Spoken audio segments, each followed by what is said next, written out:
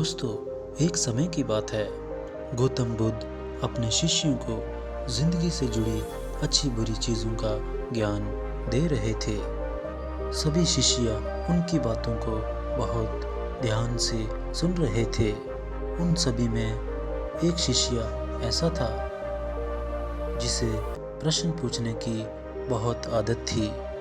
वो उठकर गौतम बुद्ध के पास गया और उनसे बोला, आप हमें जिंदगी के बारे में जो कुछ सिखा रहे हैं उस सब का क्या फ़ायदा, क्योंकि हम में से बहुत से बच्चों को ये भी नहीं पता कि हमारे जीवन का मूल्य क्या है और ये जीवन हमारे लिए कितना कीमती है। पहले आप हमें ये बताइए कि इस जीवन का मूल्य क्या है। अपने शिष्यों की बात सुनकर गौतम बुद्ध अपने कक्ष में गए और एक चमकता हुआ पत्थर का टुकड़ा लेकर आए। वो टुकड़ा उन्होंने अपने शिष्य को दिया और बोले, मैं तुम्हें इस जीवन का मूल्य तब बताऊंगा जब तुम इस पत्थर का सही मूल्य पता लगाकर आओगे। साथ ही ये ध्यान रखना कि तुम्हें ये पत्थर का टुकड़ा किसी को बेचना नहीं है। गौतम बुद्ध की बात मानकर वो शिष्य बाजार की तरफ चले गया। बाजार में सबसे पहले उसकी नज़र एक फल बेचने वाले पर पड़ी और उसने वो पत्थर उस फल वाले को दिखाया और बोला, इस पत्थर के बदले आप मुझे कितने फल दे सकते हो। फल वाला बोला, ये पत्थर कुछ खास तो नहीं है, लेकिन फिर भी इसके बदले मैं तुम्हें 10 केले दे सकता हूँ। वो शिष्य उस पत्थर को लेकर आगे चले गया। फिर उसे एक सब्जी वाला मिला। शिष्य ने उस सब्जी वाले से उस पत्थर की कीमत पूछी। सब्जी वाले ने उस पत्थर को ध्यान से देखा और बोला, इस पत्थर की कीमत के बदले मैं तुम्हें ज़्यादा से ज़्यादा 1 बोरी भरकर सब्जियां दे सकता हूँ। इसके बाद वो शिष्य उस पत्थर को लेकर एक सोने के व्यापारी के पास गया। उस पत्थर के टुकड़े की चमक देखते ही उस सुनार ने उसकी कीमत 100 सोने के सिक्के लगाए। शिष्य ने वो टुकड़ा बेचने से मना किया तो वो सुनार उसके बदले 200 सोने के सिक्के देने को भी राजी हो गया, लेकिन शिष्य ने वो पत्थर नहीं बेचा।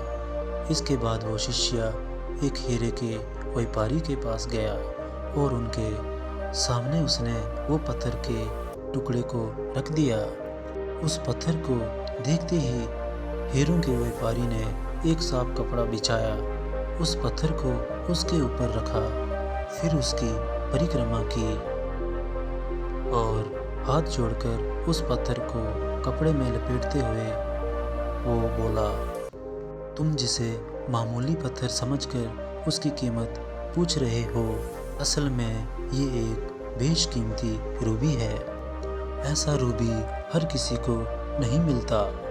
मैं अगर अपना सब कुछ बेच भी दूं तो भी इसकी कीमत नहीं चुका सकता। उस व्यापारी की बातें सुनकर वह शिष्य हैरान हो गया।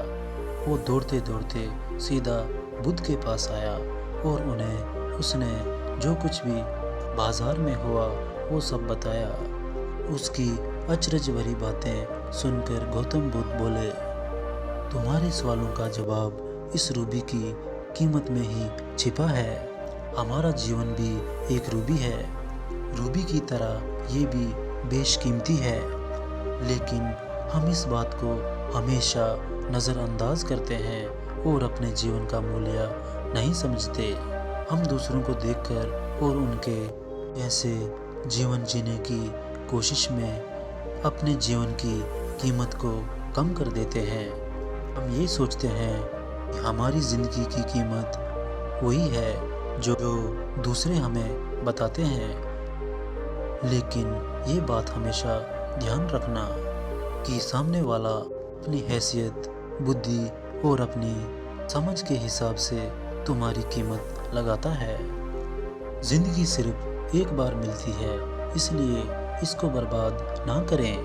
अपनी ज़िंदगी को उतना ही कीमती समझें जितना कीमती आप अपने बैंक में रखे हुए रुपयों को समझते हैं।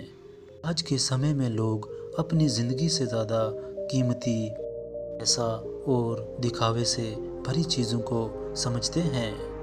प्यार के चक्कर में लोग सुसाइड कर लेते हैं।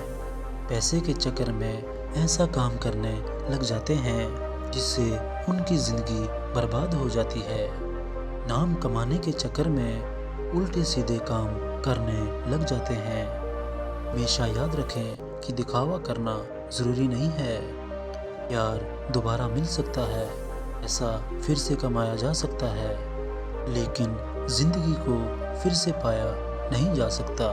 इसलिए ज़िंदगी को अच्छे से जिएं, हर पल का आनंद लें। कभी ये ना सोचें कि आप इस दुनिया में किसी काम के नहीं हैं। कभी ये सोचें कि आपकी ज़िंदगी व्यर्थ है। आपके होने या ना होने से कुछ फ़र्क नहीं पड़ता। भी ऐसा नेगेटिव विचार आपके मन में आए तो खुद को बस ये याद दिलाएं कि जीवन एक रूबी है और ये बेशकीमती है। दोस्तों, ये कहानी आपको कैसी लगी? अपनी राय हमें कमेंट बॉक्स में ज़रूर दें। कहानी अच्छी लगी हो तो वीडियो को लाइक करें, अपने सभी दोस्तों के साथ ज़रूर शेयर करें और चैनल को सब्सक्राइब कर नोटिफिकेशन बेल को भी प्रेस कर दें।